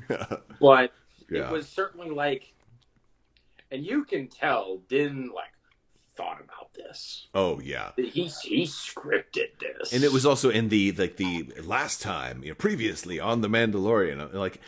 That's one of those things. I always like to skip that because I'm like, no. I don't need you to remind me of the things that are going to happen and that are going to be referenced in this episode. But yeah, this was, and it was, yes. For those of you watching, like Eric says, this is the same speech that Gideon makes to them in the finale of season 1. I think this is a speech he gives them in the bar fight. Yes. Well, he first shows right up after the Death Troopers show up and shoot the bar to crap. Yep, and he's got the upper hand, and now So this is basically where the episode ends, and it really kind of you got any predictions for the next episode or anything that you think is going to happen or anything that you want to see? I'm going to be annoyed. So one of the few things that annoy me about this episode, and this is going to come back to I deal with naval matters. Okay. I'm just going to leave it at that. But the whole point of a ship is that it moves. And when it moves, it can bring stuff with it, and it can do stuff when it goes places. But the point of a ship is that it's mobile. And we've never seen Moff Gideon's cruiser docked anywhere. Okay. So when they're doing this whole, we need the coordinates of Moff Gideon's cruisers, no, you don't want the coordinates. You want the hull number and the frequency it's transmitting on, so you can track it. Even this sequence, you see over Gideon's shoulder, he's in deep space. The ship is underway. By definition, the coordinates are changing. So and that annoys me. I want to address that. Because when Din was at the computer, and I didn't grab a screenshot of this because I was afraid we were going to talk about the scene too long, so I omitted that one screenshot. But I did some translating of Orabesh to English, and what did it say? I was hoping we were going to get something. Most of the Orabesh just said cruiser, but on one of the scenes it said light speed and cruiser. There was some other things that looked like they were coordinates, because there's some things that looked like they may have been numbers or dots referencing numbers. But I think the fact that they included the word light speed can be. My first thought was maybe that's the name of this cruiser, because we don't know it doesn't sound like an imperial name. It should be something like I doubt that. Yeah. If it was like Lightbringer or something like that, then maybe. But light speed, no, that's just a generic term. So I think it was probably his trajectory and his planned route, more than just his current location. They probably got his whole flight plan. That's not what they said. That's not what coordinates means. But I'm okay with that. Yeah, I think coordinates was a quick way to tell the audience what you're looking for. It didn't ruin the episode for me. It's going to be, again, a minor irritation in my ear in this next episode, I'm sure. We also know that there are hyperspace routes or hyperspace lanes. So if he's going from here to there, then there's only certain many places you can go if you move quickly. You can cut them off. There's a geometry problem involved. And there could be a time jump by the time they get to this scene, because I certainly wouldn't tell Moff Gideon I was coming unless, of course, I had already had him cornered in. If I had an interdictor on all sides, for example, right? Which presumably, and we'll find out, maybe he does by this point. This could be 2 days later. Yeah, we don't. The Star Wars has always been notoriously loose with timeline. Yeah, you move at the speed of plot. Yes, you do. The other interesting question is going to be, so I referenced Chekhov's gun earlier. Right. Let's be real. All of the special guests on season 1, until episode 8, you were like, why do I care about all these special guests? And then you get to episode 8, it's like, oh, because they're all coming back and I need to know who they are. Yeah, Oh. I'm sure we're going to see Bo-Katan in the finale. Oh, I have no doubt Bo's coming back. I don't think we'll see Ahsoka. I doubt Ahsoka. Mm-hmm. The open question in my mind is the X-Wing pilots. I'm hoping, now this is my Armada side coming out, but I'm hoping we see a New Republic flotilla at least. At least a cruiser or a corvette or maybe a frigate or something like that. Or maybe a small fleet. I don't know what they're going to do because to date, the only New Republic presence we've seen is we've seen a prisoner transport, which you're not going to use to go after a cruiser. Right. And we've seen a bunch of X-Wings, which, great, they're iconic, they're cool. They could go familiar with some Nebulons. I'm not taking on a cruiser with a squadron of X-Wings. Especially not if I'm planning to capture it and board it. Mm-hmm. Yeah. No, here's what you do have. Here's what we have already this season. You've got the Slave One. Yes, we got Slave One. Yeah, the Slave One and 2 X-Wings, which is certainly better than just 2 X-Wings. But you've also got a Gozanti. And now you've got it. Now all of a sudden it's less crazy. But you need at least one more. You've got a gimmick to get close. Yes, but you need something else. And here's my other question is, I'm pretty sure in that episode with Bo-Katan and the Gozanti that they said something about returning to the fleet. And I have to go back and see if they said the word fleet or if they just said go back to Moff Gideon's 1 Arquitens class light cruiser. But apparently that's controversial. It looks bigger if people have analyzed the pixels and said hey, compared to where the bridge is, it's actually 30% larger than an Arquitens. So maybe it's like an Arquitens Mark II, which I would love. Maybe a new Imperial ship. To be clear, this is clearly an Arquitens mod. Yeah. Clearly, it's got more engines. The guns are different. Whatever. It's that family. Right? Yes. Well, we're nerds. Yeah. The thing where I don't buy the Arquitens 2 as opposed to just an Arc mod is, and again, this is what I do for a living. Mm-hmm. So this is something that I think a lot of people don't realize about scale in Star Wars. And I know there are some folks that do. And if you are, I'm not talking to you. Okay. You in the comment section. Yes, I see you typing. A couple of you already know where I'm going. An Arquitens class cruiser is the same size as an aircraft carrier. Okay, that seems reasonable. Fun fact, the U.S. Navy's aircraft carriers are all of 8 meters longer. Mm-hmm. So my personal opinion is that it maybe it's bigger. I haven't sat down and done the screen counting.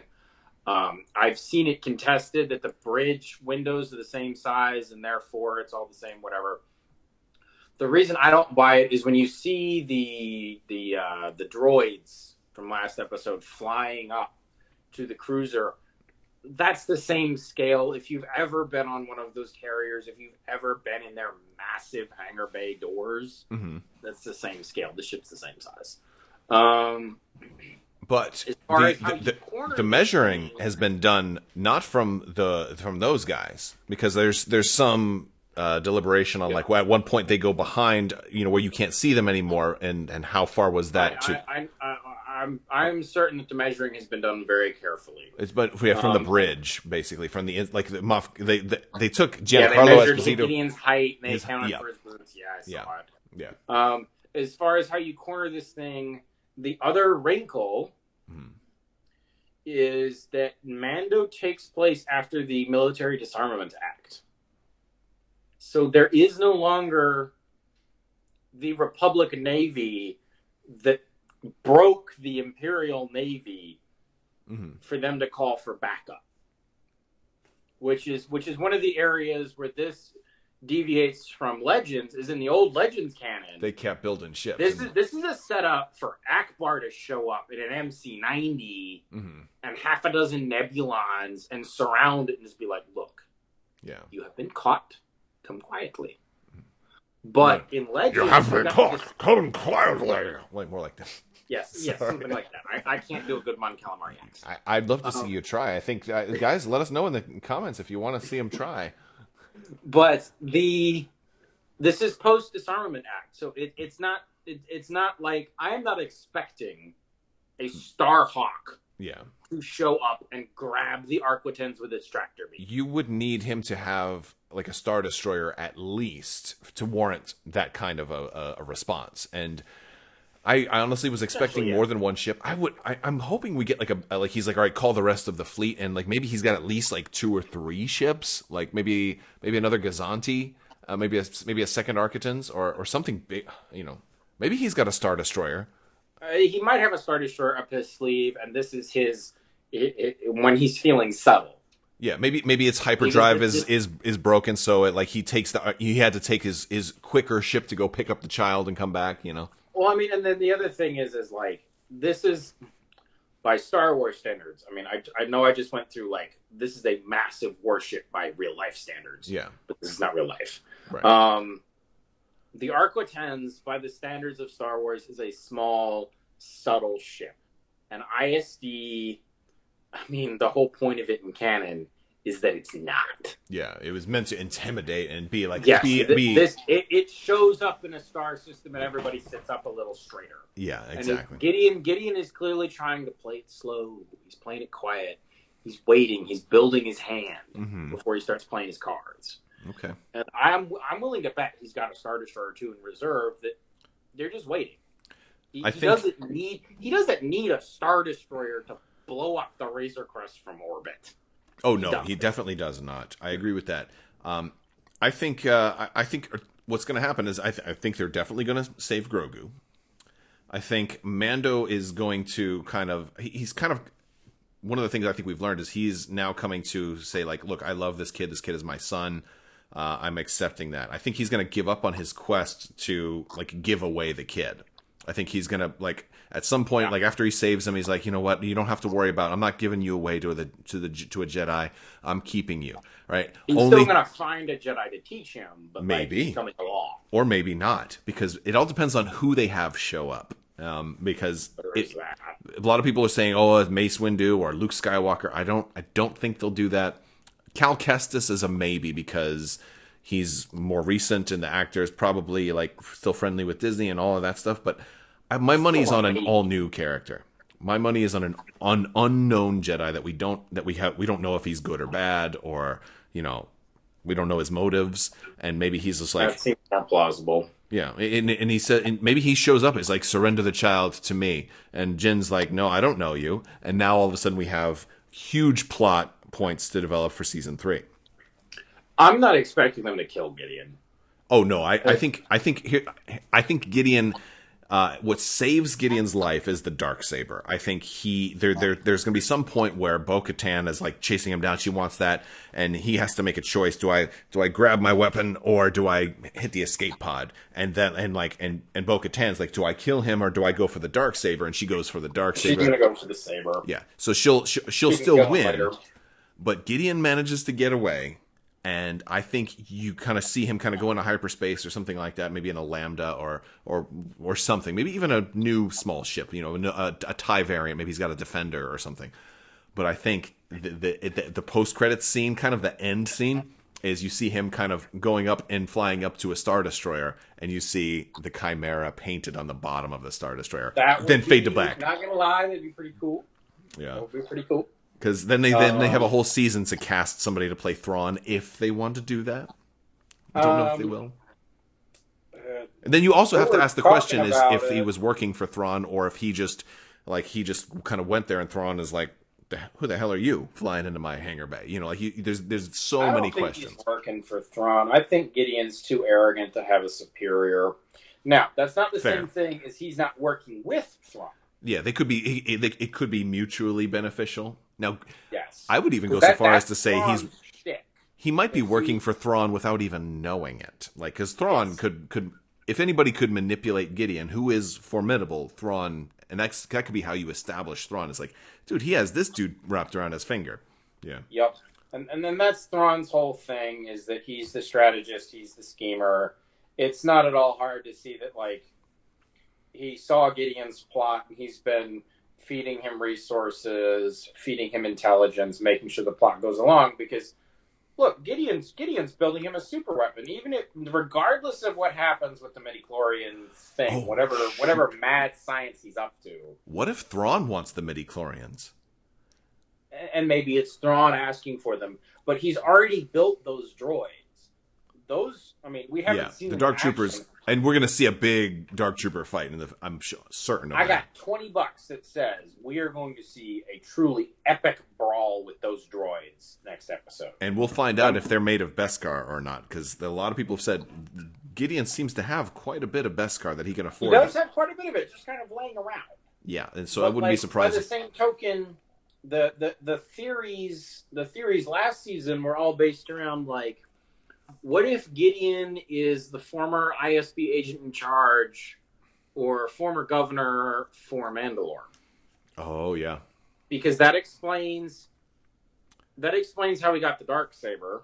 he might even have had a Empire history with fell. Maul. Yeah, he might have a history with Maul, Yeah, but it explains why the Empire falls. He's like, well, I'm taking this cool toy with me. yeah. But if he's in that position, he's also in a perfect position to harvest all of the Beskar that he can before he jumps off world. Yeah, and that makes the most sense, at least as far as like the story that this show wants to tell and the direction that it's going. I kind of hope they don't do much with Thrawn. I don't mind the Easter egg they dropped before, but like I kind of want Thrawn to have his own. Thrawn and Ezra really to have their own show based on their story, because I don't think they deserve to be a footnote in somebody else's story. Thrawn is my favorite character in all of Star Wars. So like dude needs his own thing, and so don't make him a footnote. I'm expecting them to show up in Ahsoka. They've established that that's Ahsoka's major motivation right now, is she's searching for Thrawn. Yeah. And I think by extension Ezra, or vice versa. You can look at it either way. Right. Agreed. Her and Sabine will probably be a part of that show as well, and so. And then it becomes Rebels 2.0. Exactly. And then the other show that he could show up in, depending on the route he's going, or he being whoever's running Star Wars at Disney, Dave Filoni, I guess. Yeah. We have no idea what Rangers of the New Republic is yet. It's supposed to take place during the Mandalorian's time frame, so which, if could be Dave Filoni and Appa as X-wing pilots flying around, Could be, but if I'm going to put Thrawn somewhere, I'm not even sure I want to put him. I mean, he shouldn't be in the New Republic, but I would almost rather like Rangers of the New Republic, and then Ahsoka can kind of like.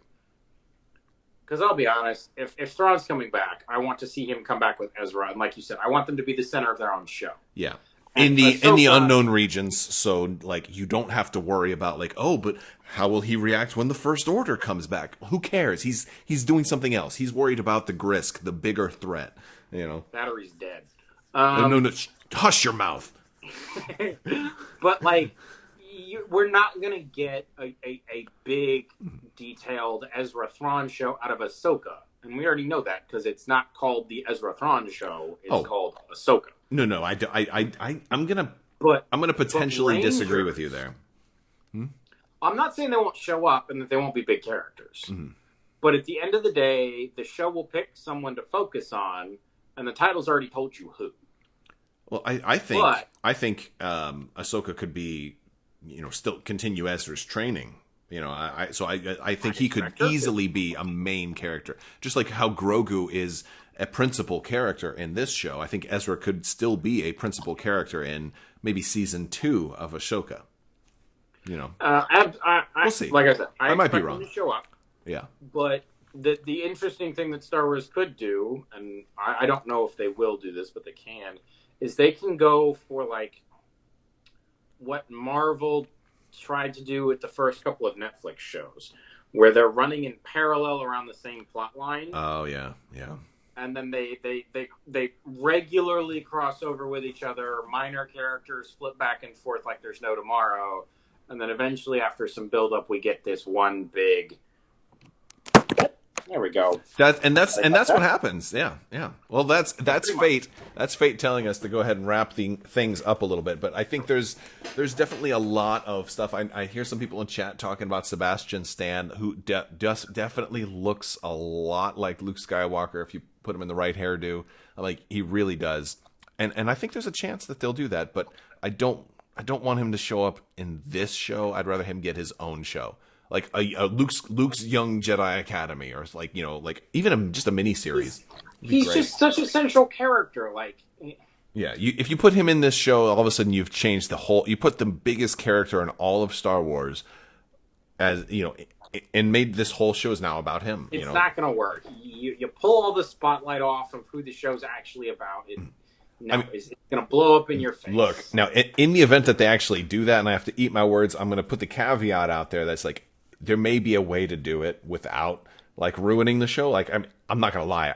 If I see Sebastian Stan step in like Luke's black Jedi outfit with a green lightsaber and hold it to Moff Gideon's throat and it's just like, drop the dark saber, like, I'm gonna scream, right? But then in the post, like in the second and third watching, I'm gonna be like, man, was this really a good decision? Like, I feel like that's where same thing I did with episode 9. You're escalating it too much. You're changing the show. The show has worked because it's single space dad trying to figure out how to be single space dad. Yep. Oh, and by the way, single space dad is also a badass. I'll be honest, I love the cameos. Like, I loved every time they've done, the fan service, the throwbacks, the nostalgia, the Easter eggs, and all of that. And honestly, like, having Luke could be cool. It really depends on how much screen time you give him. Give him a cameo. Yeah, if it exists just to kind of open the door to another show that's going to be separate, then maybe that could work, But let's be honest. That's what the Ahsoka episode was. It was the soft pilot for her series. Yes, exactly. That's why I don't think she'll show back up again. An episode as a soft pilot to like Luke's Jedi Academy or whatever Disney wants to call it. Sure, great. Looking forward to it. Yep. Don't make him a main character here. And if they do that, this is going to sound like a heresy, but like I want them to consider the possibility of a multiverse, right? Like I really do. Like Ezra had the whole thing like in Rebels with the world within worlds, but there we are. But yeah, like Ezra could like had the potential to like change stuff, right? Well, he changed something when he saved Ahsoka, right? So he can change things. I want the possibility. I'm expecting. I will be disappointed in Disney for not taking the obvious easy bait of like, if they want an honest to God Star Wars anthology series, which they haven't done yet, there's your gimmick.